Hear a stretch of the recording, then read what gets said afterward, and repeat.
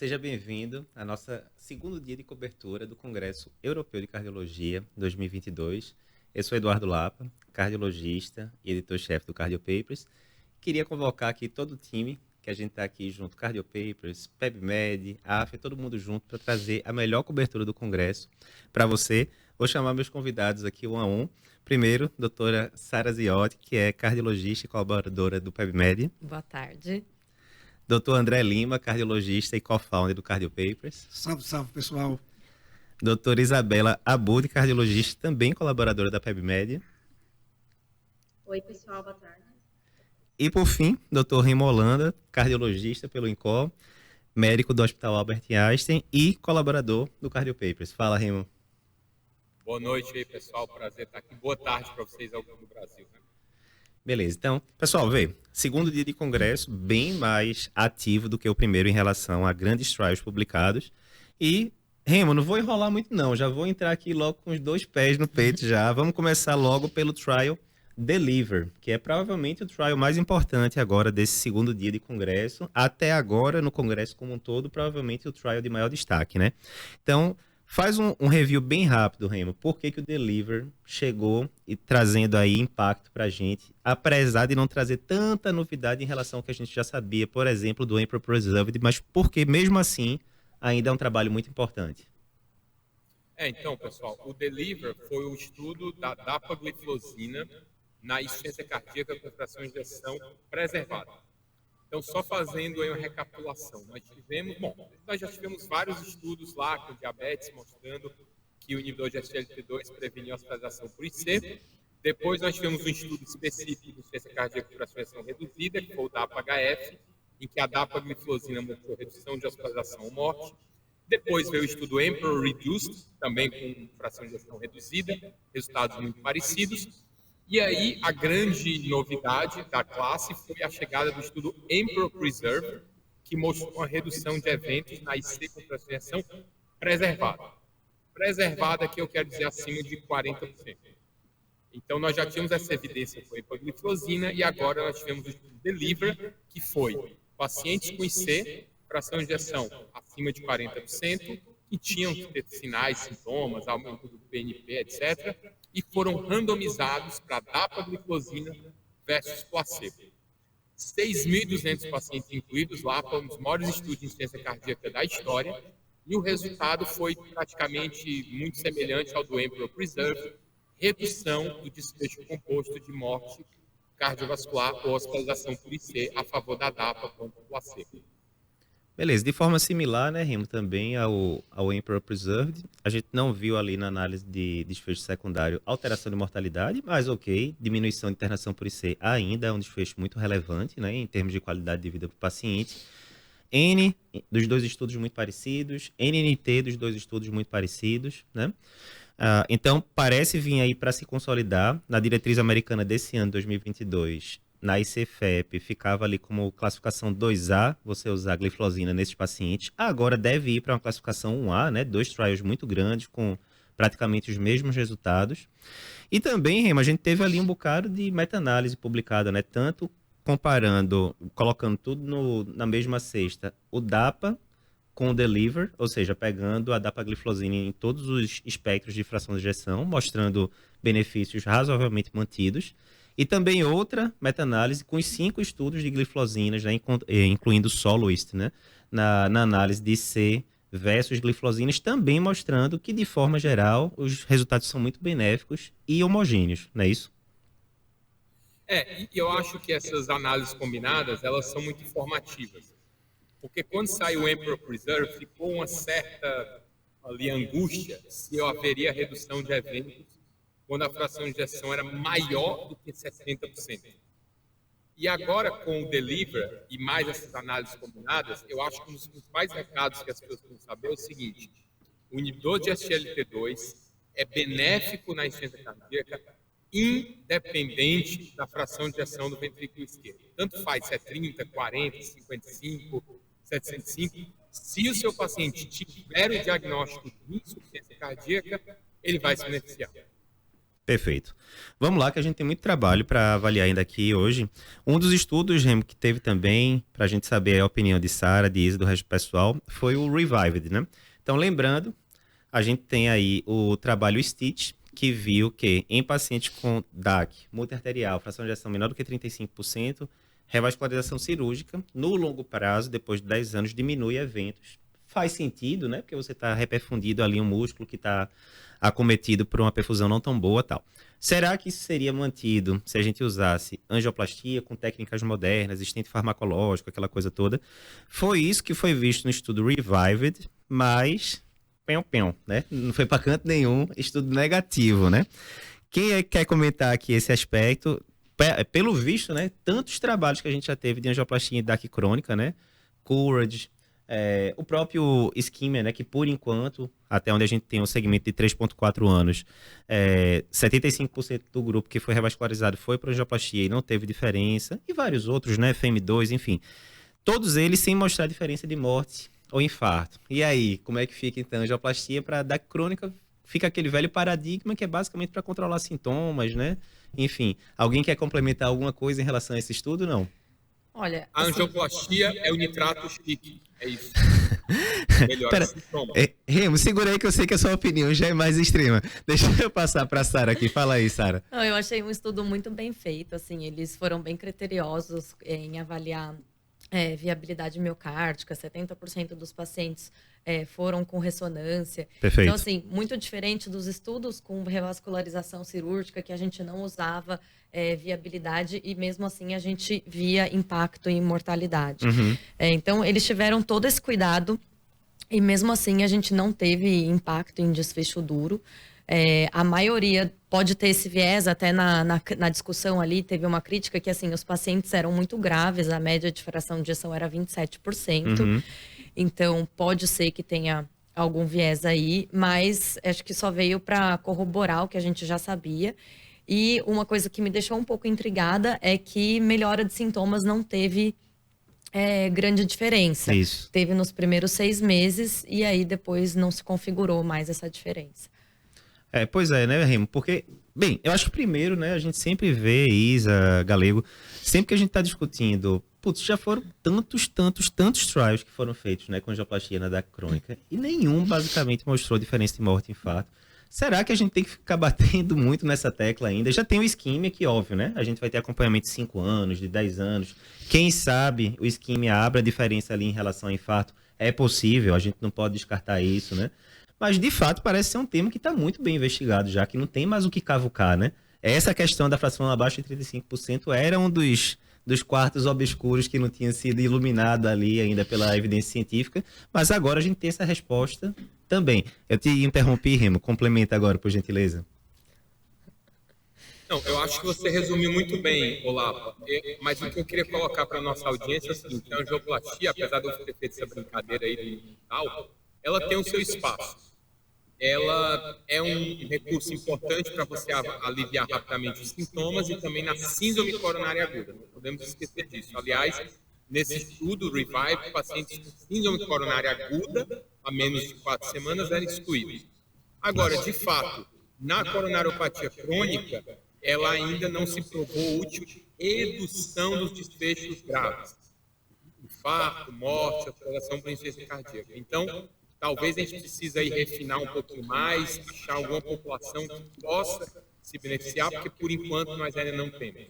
Lapa e Remo, a gente também não pode menosprezar o tratamento clínico, né? Então isso não quer dizer que a angioplastia ela teve a sua funcionalidade, os seus bônus reduzidos, é porque o nosso tratamento clínico também melhorou muito. Então, isso, desses resultados também pode ser derivado disso. Certamente. Inclusive, a taxa de eventos no estudo foi menor do que observado, e tem muito isso também em relação, do que o esperado, né?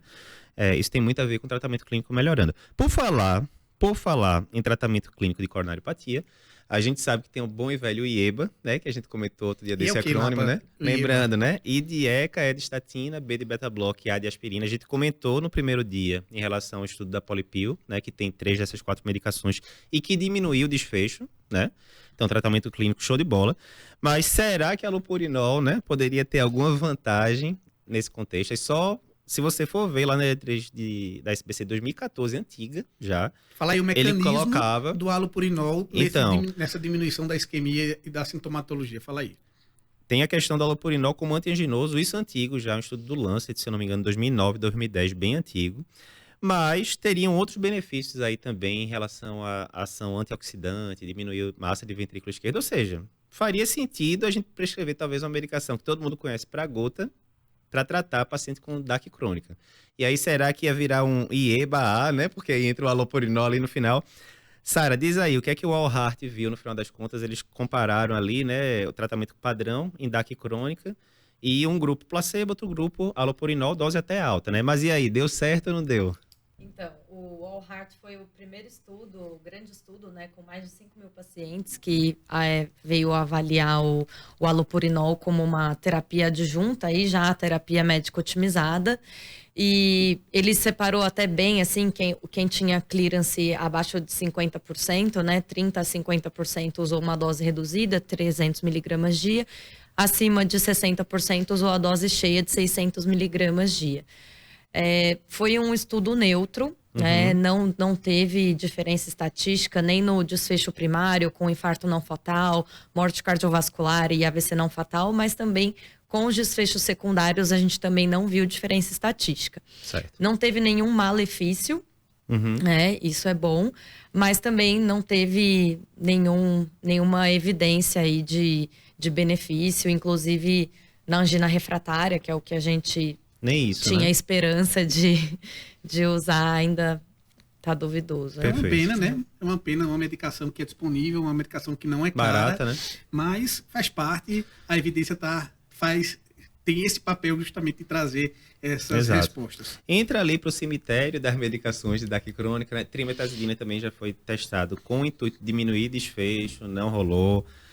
Nitrato, né, da década de 80 já foi visto também com esse intuito de diminuir desfecho, também não rolou. Acontece a vida, né? A gente não está aqui para dizer se é bom ou se é ruim, né? É mais para dizer o que foi que aconteceu, né?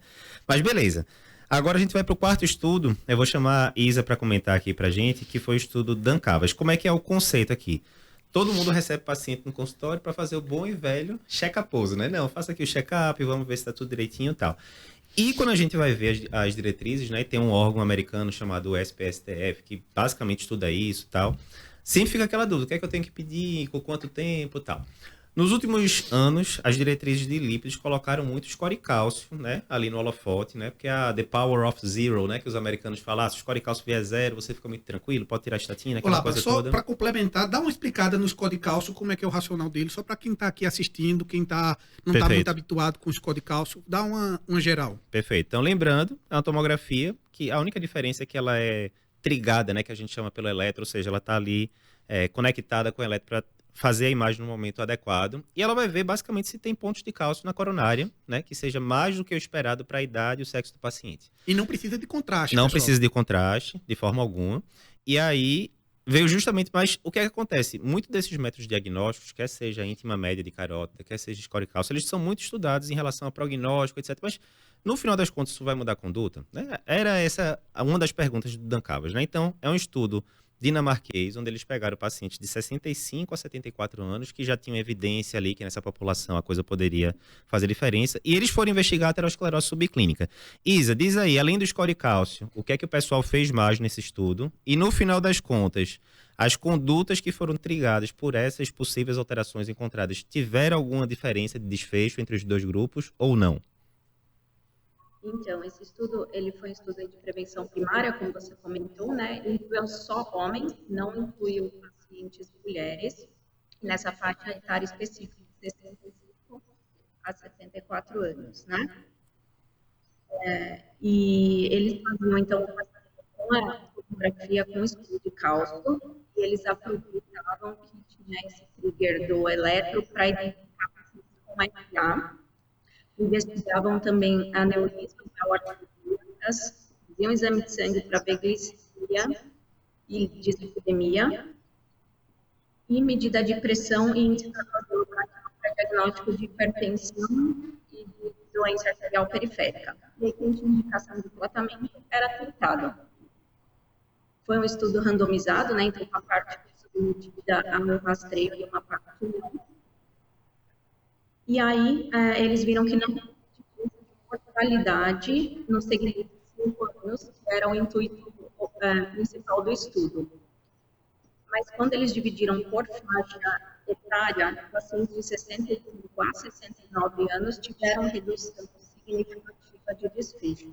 Tá? Então, talvez nessa faixa etária a gente possa ter algum benefício desse rastreio.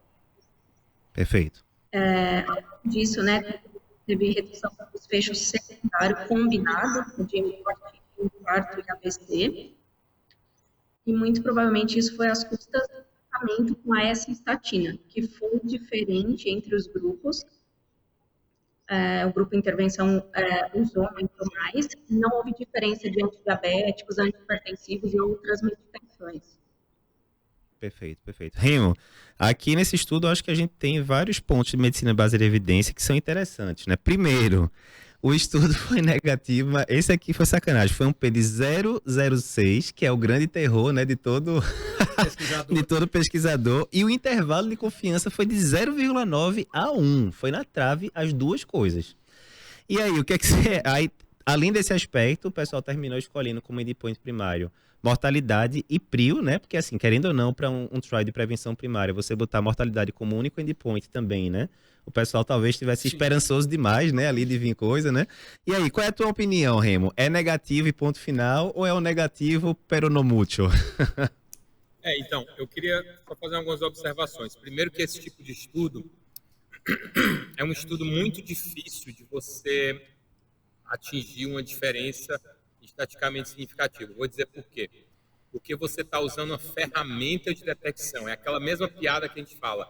Oxímetro de pulso não reduz mortalidade na UTI. Mas você vai deixar de pôr oxímetro nos seus pacientes? Obviamente que não. Nesse caso, o que é que acontece? Essa redução de mortalidade não dá para a gente dizer que foi estatisticamente significativa. Não existe P quase estatisticamente significativo. Mas é interessante a gente olhar isso e entender que chegou perto, né? É aquela brincadeira que eu falo, bateu na trave, no goleiro e saiu. Mas mesmo que tivesse sido estatisticamente significativo, a redução relativa teria sido muito pequena. E eu não sei se a redução absoluta levaria o check-up extensivo que eles colocaram como uma ferramenta custo-efetiva, porque você ia ter que fazer o cálculo. Quantas tomografias tem que fazer para reduzir uma morte? Apesar disso, a gente tem alguns sinais interessantes, como, por exemplo, uma redução, embora desfecho secundário, ou seja, nunca conclusivo, sempre hipótese, de AVC a favor dessa estratégia, provavelmente por conta desse uso maior de antiplaquetária e estatina, que a Isa falou, e fica como hipótese para futuros estudos explorarem. Será que a gente poderia fazer um rastreamento grande com score de cálcio e nesses pacientes com score de cálcio positivo, randomizar para estatina ou placebo, algo mais ou menos parecido com o que foi feito em Júpiter, com a proteína C reativa? Esse era um desenho interessante que poderia ser explorado no futuro. Mas, neste momento, a gente pode dizer que não houve um benefício comprovado de fazer essa ferramenta na rotina assistencial, exceto em casos individualizados. Uma pergunta aqui que eu queria tirar com vocês é uma dúvida quanto ao desenho do estudo. Primeiro, esses pacientes, eles eram predominantemente estratificados pelas calculadoras com um risco intermediário, ou tinha pacientes de alto risco? Porque se no alto risco não ia mudar a conduta. Geralmente esses exames para avaliar a aterosclerose subclínica, eles são bem indicados no paciente com estratificação intermediária para justamente tentar identificar aqueles de alto risco que estão camuflados ali no intermediário. E segundo, provavelmente eles devem ter usado só homens para não expor as mulheres à radiação da tomografia, não é isso? A questão do alto risco, né? Se a gente fosse usar, por exemplo, a diretriz brasileira, né? Que obviamente não foi o caso, porque foi um estudo dinamarquês, só do cara ter 72 anos de idade, homem, ele já tá com risco lá em cima já, né? Só isso, sem nem considerar LDL, pressão, nada disso, né? Ele já ganhou um bocado de ponto aí na jogada, né? Não cheguei a ver esse detalhe, Galego, se eles excluíram mulher por causa... Até porque a radiação do score cálcio realmente é bem baixa, né? Mas realmente ficou essa pulga atrás da orelha, sabe? Se eles conseguiriam, será que se eles tivessem colocado desfecho composto de cara já, né? Porque que eu esteja lembrando agora de desfechos, de estudos que colocaram, por exemplo, estatina, para ver mortalidade e prio, o estudo que eu não deixo de esquecer, o Forest, né? Que era isso. Simvastatina, DAC crônica, mortalidade, acabou, meu amigo. E diminuiu 30% mortalidade geral, mas obviamente era prevenção secundária, era outro cenário, né? E foi provavelmente o estudo mais clássico de estatina e tal, né? Mas será que se eles tivessem mudado para o bom e velho MACE, né? Morte cardiovascular, infarto, AVC, será que eles já não teriam acertado, entre aspas, ali, já desde o desfecho primário mesmo, né? E a outra coisa, Remo falou, é interessante, né? Método diagnóstico isoladamente nunca vai mudar a conduta, porque é um método diagnóstico. Mas até no artigo do New England você vê bem direitinho as condutas que ele recomendava, né? Se o paciente tivesse aneurisma de aorta tanto, ou você indicava intervenção se fosse acima de 5,5 de aorta ascendente, ou screening a cada 6 meses, 1 ano, enfim. Então tinha todo o protocolo ali, né? Razoável, não era obrigatório seguir aquilo ali à risca, né? Mas eram recomendações fortes, né? Do pessoal, né? Mas assim, final das contas, prevenção primária, estudo negativo, e a gente sempre fica em dúvida nessas questões de screening, né? Assim, o que seguir exatamente, o que é que tem tanta evidência, literatura e por aí vai. Né? Só com relação à atividade da... Pode falar, Isa. Desculpa. Eles chegaram a comentar essa questão da escolha só de homens, né, lá na apresentação. E aí a grande questão é que não teria tanta taxa de eventos quanto se eles escolhessem somente população masculina mesmo. Certo. Não teve efeito na radiação. Certo. Tá ótimo. Perfeito. E uma das coisas que eu considero também do score de cálcio, e aí você tem que utilizar os trabalhos para trazer evidências para a gente utilizar e transpor isso para nível populacional, mas a gente tem que pensar às vezes que o score de cálcio em determinados pacientes ele pode ajudar na aderência. A partir do momento que você faz uma tomografia, Sim. identifica que tem cálcio na coronária dele, e isso gera às vezes um gatilho para que ele se torne mais aderente. Então, casa caiu, né? Agora chegou, né? A conta chegou, sem de precisar fato, ter né? infartado, sem precisar ter tido um evento, às vezes isso pode trazer. Mas ótimo trabalho aí para trazer mais algumas orientações mais sobre a prevenção cardiovascular, e a gente ainda tem outros trabalhos para falar. E aí? Temos mais 2 aqui, Galego. O próximo, eu vou inclusive te chamar aqui para comentar, que foi o estudo ADVOR, que é o seguinte, né? Bem, todo mundo está vendo paciente com insuficiência cardíaca descompensada nas emergências da vida, não só os cardiologistas. Grande parte das coisas que a gente está discutindo aqui não se restringe à cardiologia, pega clínico, pega geriatra e por aí vai. E um cenário muito comum o cara chega lá, congestão na emergência, turgência jugular, raio-x cefalizado, aquela coisa toda. E a gente sabe que diurético nessa situação é muito benéfico. Tem até a história do tempo porta-Lasix, que a gente já discutiu muito no passado e tal. Mas será que se além do Lasix, né, da furosemida, né, para usar o termo genérico, além da furosemida, se a gente usasse mais algum outro diurético venoso que turbinasse ali a potência da furosemida, será que daria certo? Será que a gente conseguiria deixar o paciente mais seco, mais rápido, sem causar efeitos colaterais? Comenta aí, Galego, o que é que o pessoal estudou nesse estudo ADVOR, por favor? Estudo interessante. Eu gosto muito dessa parte, principalmente de paciente mais grave, paciente de emergência, de pronto-socorro, e considerando que insuficiência cardíaca descompensada é uma das principais causas de internamento no mundo todo. Então, realmente é uma entidade que merece sempre estar melhorando. Como é que esse trabalho ele vem? Ele vem da tese do paciente congesto ter mais eventos cardiovasculares e que o nosso tratamento padrão, que é a furosemida, em altas doses, fazendo com que ele urine, que ele tenha balanço hídrico negativo, muitas vezes ela não é suficiente de forma rápida de secar esse paciente. Então, ele aventou a hipótese de trazer uma segunda medicação, um segundo diurético venoso. A gente não tem diurético tiazídico, por exemplo, venoso. E aí veio a possibilidade de acetatalamida, que é uma medicação que é um diurético, inibidor da anidrase carbônica, que ela atua ali no túbulo proximal, e por ela ser venosa, em associação com a furosemida, trazer benefícios de secar esse paciente mais rápido.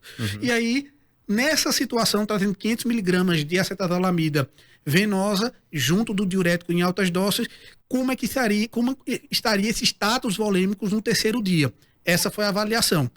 E isso é importante porque era uma medicação que utilizaria um duplo bloqueio, tanto na alça de Henle, a furosemida, como no tubo proximal, e isso faria com que o paciente tivesse uma possibilidade de urinar, comparando essas duas possibilidades, o tratamento padrão com o duplo bloqueio. O que é que eles identificaram? Identificaram com, apesar de a gente não ter aqui no Brasil, tentei procurar, a gente não tem essa apresentação. A gente tem a VO aqui, Tem a VO, mas a gente não tem a venosa, mas é uma possibilidade de depois a gente conseguir ter. E isso gerou uma capacidade diurética maior, e esses pacientes tiveram realmente, significativamente, resultados melhor em perder volume. Então, a partir do terceiro dia, esses pacientes estavam menos congestos e eles tinham maior probabilidade de receberem alta sem sintomas de congestão. Então, realmente trouxe um benefício. O NNT, para ele receber alta sem congestão significativa, era de 6, e teve benefício aí de diminuir a congestão também aí após 72 horas do tratamento. Então, é uma medicação que realmente ajuda a perder mais líquido. Remo, tem algumas opiniões aí, Remo. O que você acha sobre o tratamento da insuficiência cardíaca com congestível, paciente que está inchadão lá no pronto-socorro? O que você acha? Antes de você falar, eu ainda vou puxar aqui outro raciocínio só rápido. A gente em cardio, a gente se viciou muito em redução de mortalidade. A gente começou discutindo delivery, isso, diminuiu o desfecho, mas não diminuiu a mortalidade, né? Mas, para insuficiência cardíaca aguda, especificamente, né, a maioria das medicações que a gente usa não diminui mortalidade, né? Exemplo, furosemida. E alguém poderia chegar e dizer, olha, mas nem avaliaram. E digamos que tivesse avaliado mortalidade, ou não tem N para poder para isso, esse estudo, e fosse negativa. A gente vai deixar de fazer uma medicação que melhora o sintoma do paciente, que manda ele para casa mais rápido, só porque não tem influência de mortalidade? Isso vai valer para Tridil, vai valer para furosemida e assim por diante. Comenta essa parte, por favor. Então, pessoal, eu acho assim, a gente tem que pensar em benefício clínico como várias possibilidades. Concordo totalmente contigo lá. Com o medicamento que você usa durante 3 dias para fazer o paciente urinar mais, o nosso objetivo principal não é a redução de mortalidade. Mas vale lembrar que vários estudos já foram feitos com algumas intervenções diuréticas. Uma delas foi um análogo do BNP chamado Laritida, um estudo chamado True Heart Failure, que a gente participou lá no INCOR, que não reduziu sintomas de congestão. E era um remédio mais sofisticado, caro, e dessa vez não, foi um remédio inclusive barato, infelizmente não tem no Brasil a forma endovenosa, mas acho que foi um ganho bem interessante. Eu só queria chamar a atenção de alguns detalhes desse trial, que só para a gente... algumas pequenas questões aí. Primeiro, é que não podia usar inibidor de SGLT2, e aí já fica aquela pulga atrás da orelha. Poxa, e agora, o que é que eu vou fazer? Porque inibidor de SGLT2 virou rotina na IC, né? Depois de tudo que a gente falou no começo. Outro detalhe que as pessoas vão prestar atenção é que eu não gosto desse negócio de análise de subgrupo, vocês sabem que eu sou muito incrédulo com isso, né? Tem que tomar muito cuidado, mas teve uma análise de subgrupo interessante. É que nos pacientes que usavam dose maior de furosemida ambulatorialmente, o benefício pareceu ser um pouquinho mais modesto do que nos que usavam doses menores. Então, será que se a gente caprichar mais no Lasix, a gente precisaria da acetazolamida? Essa é uma pergunta boa, não sei. E a outra que você tem que tomar cuidado é que o protocolo do estudo preconizava repor magnésio ao mesmo tempo que você dava a acetazolamida. Então, tomar cuidado, porque nem tudo são flores, você não pode simplesmente dar acetazolamida, pronto, só porque está no New England e fecha os olhos e acabou. Não, você tem que seguir o protocolo do estudo. E se o protocolo do estudo fez com reposição de magnésio, você tem que fazer também, senão vai prejudicar seu paciente. Eu ia perguntar aqui, eu não me atentei a isso. Teve um grande índice de alcalose metabólica aí por usar essas altas doses de diuréticos? Não, a gente costuma ver bastante. Interessante, quando você olha os desfechos de segurança, não houve aumento, nem insuficiência renal aguda, nem hipocalemia, porém, aqui vem outro problema que você tem que tomar cuidado. O número de eventos era pequeno, e quando você olha o número em si, houve um aumento em 3 vezes, por exemplo, a incidência de insuficiência renal aguda, só que a diferença não foi estatisticamente significativa. Aí fica aquela pergunta, se eu tivesse 5 mil doentes, seria? Não sei dizer. Mas é aquela coisa, quando você sapeca diurético, você tem que monitorizar a função renal, eletrólito, aquilo que a gente sempre fez e vai continuar fazendo, inclusive Sim. nesse caso. E que também a gente tem muita evidência disso, né, Remo? Às vezes você pode abrir mão ali ter um pouquinho mais de piora de função renal para secar o paciente antes, né? Eu lembro que quando a gente estava na residência, isso, 2010 já tinha trabalho disso e tal, né? Então, ó, uma subidinha ali de 0,2, 0,3, 0,4, se o paciente está ficando mais seco rápido, trate o paciente, não trate o exame, aquela velha história, né? Até porque esse aumento de creatinina inicial com a terapia de diurético nem sempre é pior de função renal. Isso. Porque a gente calcula e estima a função renal através da creatinina, mas quando você considera esse primeiro aumento depois de uma contração volêmica, isso pode ser por outros mecanismos ali de aferição, de concentração de creatinina. Beleza, como ó, a gente já está aqui, então, começamos pelo Deliver, principal estudo do Congresso. Até agora eu vou falar daqui a pouquinho do que é que vai vir, ainda que talvez ganhe dele. Depois a gente falou do Revived, que viu ali angioplastia na DAC crônica com disfunção. Fomos para o All Heart, que falou do alopurinol na DAC crônica. Falamos do Dancavas, que era de prevenção primária, score cálcio. E falamos também agora do Advor. Já foram 5 estudos, tá bom já? Não, tem um 6º. Remo, esse daqui vai ser rapidinho, certo? Um minutinho você tem que resumir para mim. Veja só, em toda diretriz que a gente vai, insuficiência cardíaca, coronariopatia, no calendário vacinal, tá lá sempre dizendo que pacientes cardiopatas ou pacientes sem cardiopatia acima de 50 anos têm que receber vacina para gripe anualmente, para lá. Ok. A dúvida agora é o seguinte, eu sei que eu vou dar para o meu paciente coronariopata, para o meu paciente com insuficiência cardíaca, eu sei que eu vou dar vacina para influenza. A questão não é mais essa. A questão é, eu vou dar uma dose usual ou uma dose maior poderia ajudar, já que muitas vezes esses pacientes, principalmente quando vão ficando mais idosos também, muitas vezes eles não fazem soroconversão tão fácil e tal.